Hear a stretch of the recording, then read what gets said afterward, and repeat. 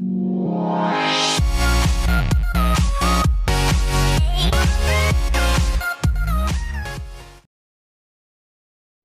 Student, मैं जी sir स्वागत करता हूं आपका एमएचवर्स की ऑनलाइन क्लासेज में। तो इस क्लास में हम पिछली जो क्लास में हमने बात की थी 1 से लेकर 20 तक के तत्वों की, और साथ में हमने जो सब्जेक्ट निकाली थी उसका जो है अगला भाग आगे बढ़ाएंगे। इसमें हम देखेंगे कि जो विशेष कुछ तत्व हैं 1 से लेकर 20 तक में, तो उनकी सब्जेक्टता भी हम निकालेंगे। और जो पिछले वीडियो में हमने सहायकता निकाली थी और इस वीडियो में हम जो सहायकता निकालेंगे उनका उपयोग करके हम यौगिकों का निर्माण करेंगे। उसके बाद हम समीकरणों का निर्माण करना भी देखेंगे। तो देखिए, अगले जो 1 से लेकर 20 के तत्वों में बाकी जो शेष तत्व रह गए थे उनकी सहायकता किस प्रकार से निकालते हैं, और शून्य समूह या निष्क्रिय गैसें क्या होती हैं। तो अब आगे देखिए स्टूडेंट्स, अब हम कुछ ऐसे तत्वों की सहायकता ज्ञात करेंगे जो कि थोड़े विशिष्ट हैं, जैसे कि हाइड्रोजन। हाइड्रोजन पहले नंबर पे आता है। इसका इलेक्ट्रॉनिक विन्यास क्या होगा? पहले कोष में एक इलेक्ट्रॉन। तो देखिए, इस अवस्था में यह क्या कर सकता है कि अगर हम अष्टक नियम की बात करें तो पहले कोष में इसको 2 पूर्ण करने के लिए यह क्या करेगा, एक इलेक्ट्रॉन किसी अन्य परमाणु से लेगा। तो उस स्थिति में इसके पास प्लस का वो माइनस का ये जो है इसकी सहायकता हो जाएगी। एक इलेक्ट्रॉन ग्रहण किया इस वजह से एक, और ग्रहण किया इसलिए माइनस। लेकिन यह इस एक इलेक्ट्रॉन को, इसी एक इलेक्ट्रॉन को त्याग भी सकता है। इस वजह से इसके पास 1 प्लस भी आती है। तो इस तरह से हम जो है हाइड्रोजन की सहायकता को +1 और -1 दोनों में मानते हैं। सहायकता के लिए यदि आप एक लिखें या नहीं लिखें तो विशेष फर्क नहीं पड़ता, लेकिन आपको ये याद रखना है, यदि किसी सहायकता नहीं लिखी हुई है तो इसका तात्पर्य उसकी सहायकता एक है। यदि हम हीलियम की बात करते हैं तो हीलियम के बाह्यतम कोष में कितने इलेक्ट्रॉन आते हैं? 2 इलेक्ट्रॉन आते हैं। तो इसका अंतिम जो इलेक्ट्रॉनिक विन्यास है वो क्या होगा? पहले कोष में 2 इलेक्ट्रॉन। तो देखिए यहाँ पर यह जो है अष्टक नियम के अनुसार पहले से ही पूर्ण है।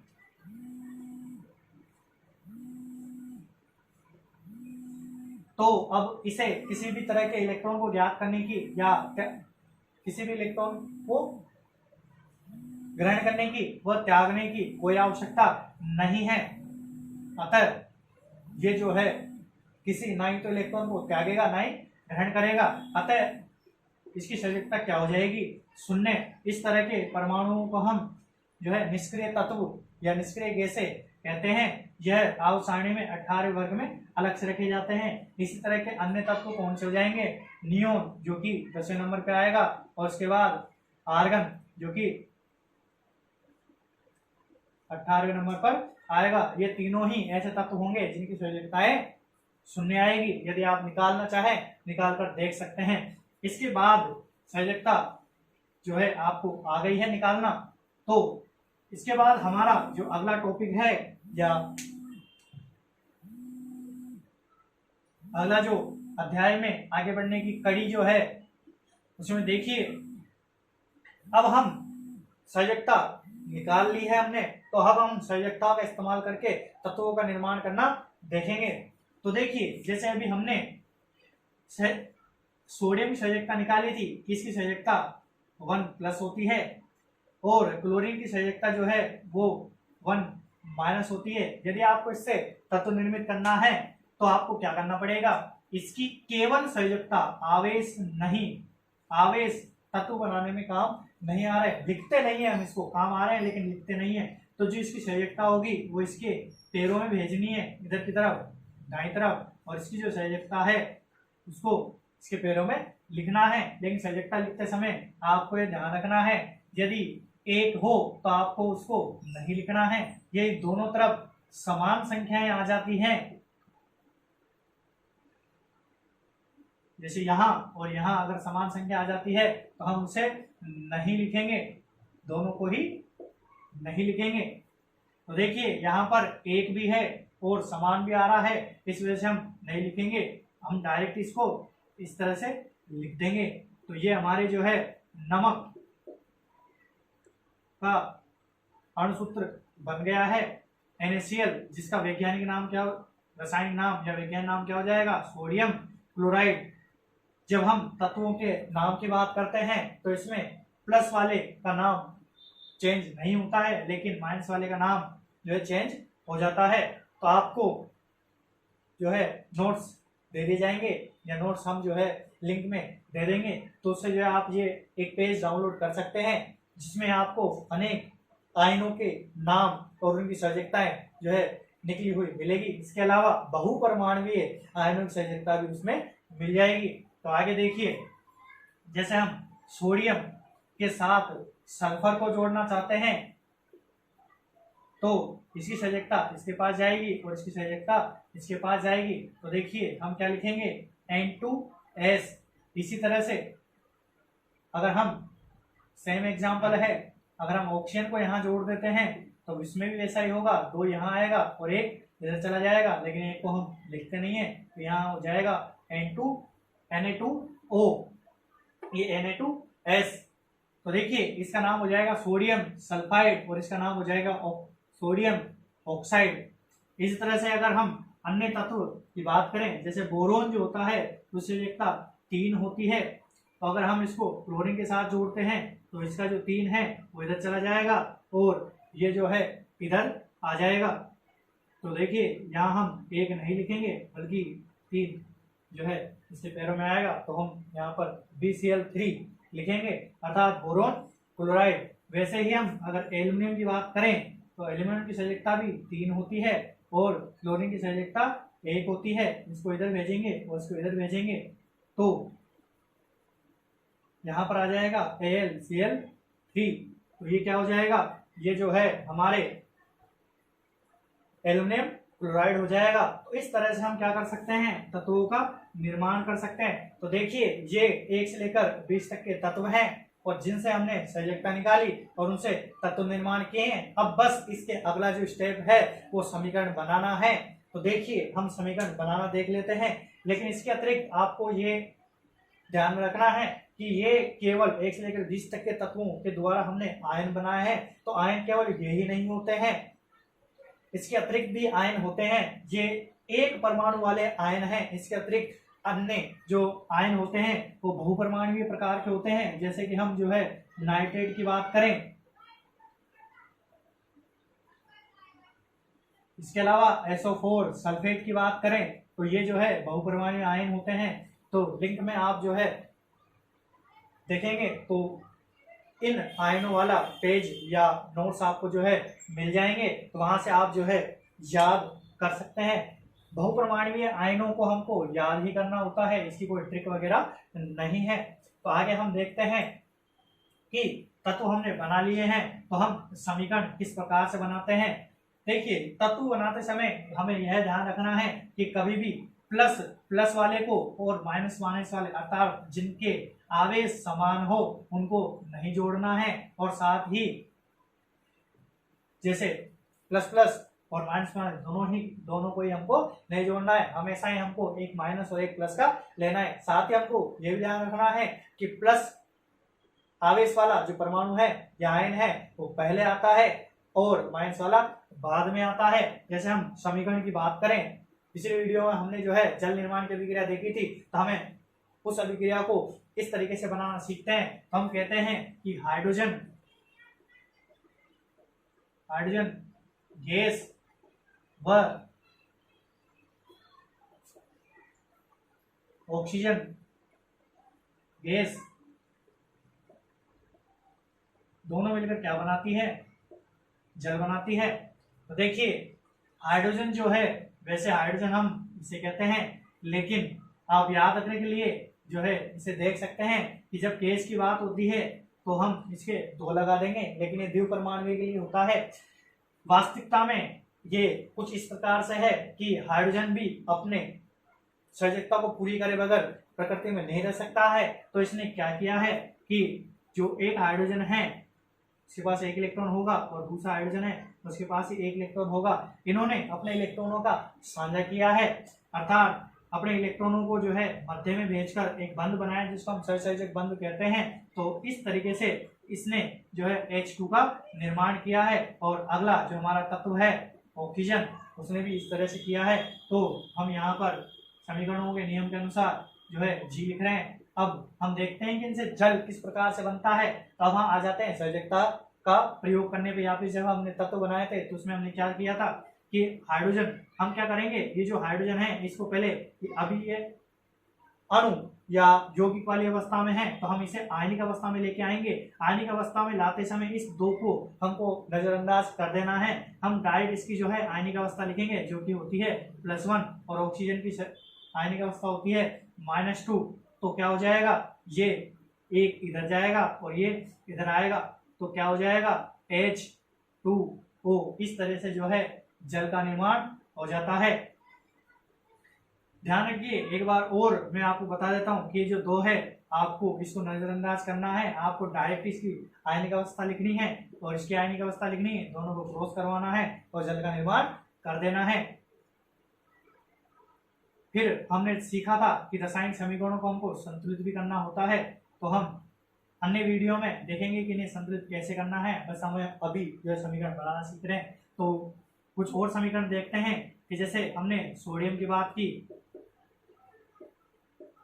सोडियम की अभिक्रिया हम क्लोरीन गैस से करवाते हैं, क्लोरीन गैस से करवाते हैं तो हमारे पास क्या बनता है, नमक बनता है। तो सोडियम जो है वो Na होता है और क्लोरीन ये भी गैस ही होती है।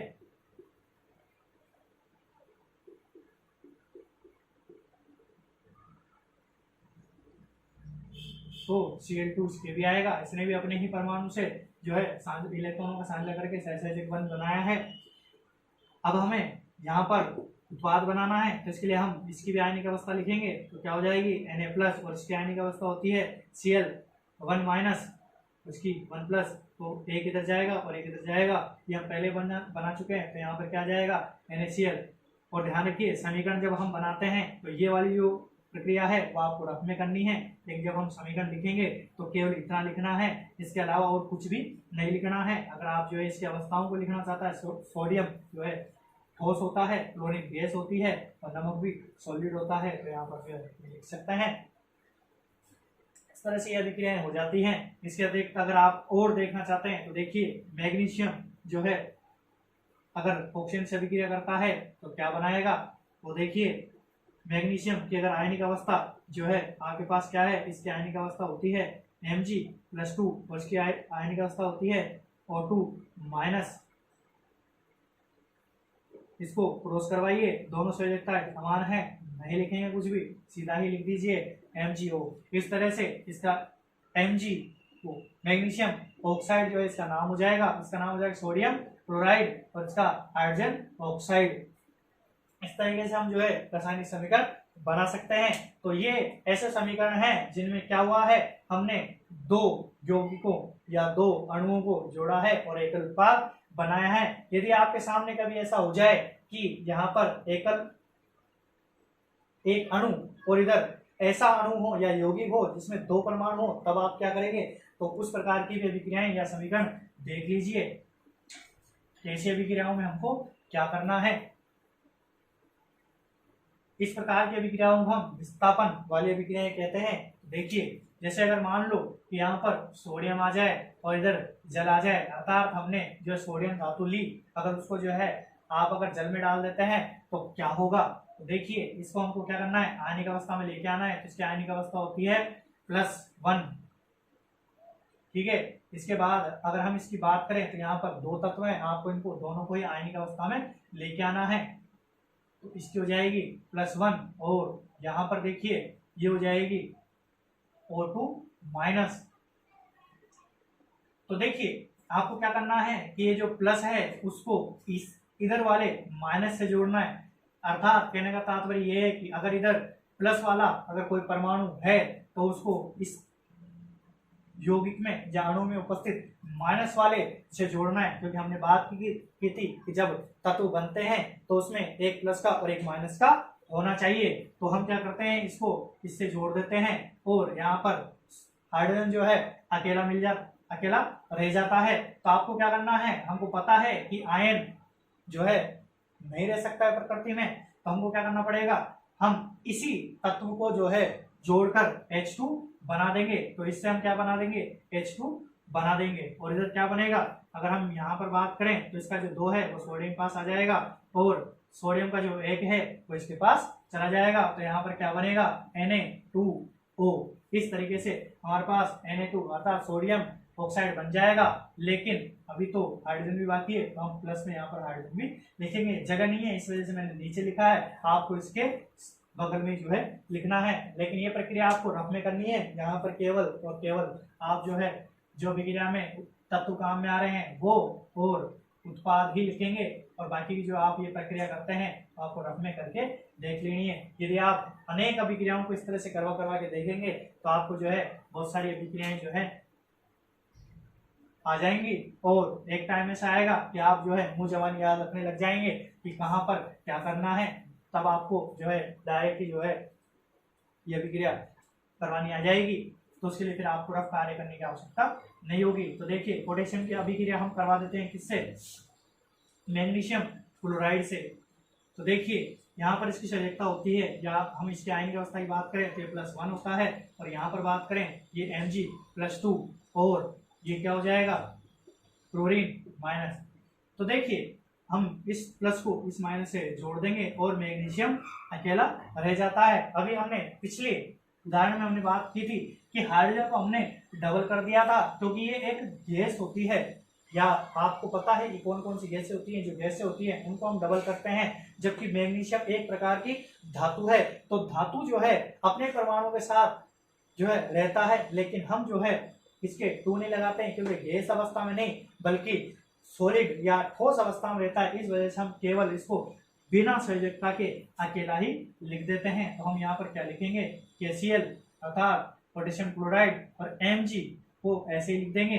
अब हमने बात की कि ये एक धातु है जो कि सॉलिड अवस्था में होती है, तो हम यहाँ पर S लिख देंगे, और ये भी सॉलिड होगा, ये सॉलिड और ये भी सॉलिड। वैसे सॉलिड में ये अभिक्रिया नहीं करेगा, तो हम यहाँ पर A2 जलीय विलयन जो है यहाँ पर मान लेते हैं। तो इस प्रकार से हमने देखा कि यदि यहाँ पर 2 तत्व आ जाते हैं या 2 आयन वाला तत्व यहाँ पर आ जाता है तो आपको क्या करना है। इसके अतिरिक्त हम आगे देखते हैं कि यदि आपके पास इधर भी 2 तत्व वाला परमाणु, 2 तत्व वाला या आयन वाला यौगिक, और इधर भी 2 तत्व वाला यौगिक आ जाए, तब आपको क्या करना है, इसको हम क्या कहते हैं विस्थापन वाली अभिक्रियाएं। और जब हम अगला उदाहरण देखना चाह रहे हैं वो है द्विविस्थापन अभिक्रियाएं। तो अब देखिए अगर हम जो है नमक को जल में डाल देते हैं तब क्या होगा, इसकी अभिक्रिया हम देख रहे हैं। तो यह क्या है, ये प्लस और ये भी क्या है माइनस। कहने का तात्पर्य ये है कि Na+ और Cl-, यहाँ पे भी क्या होगा Na+ और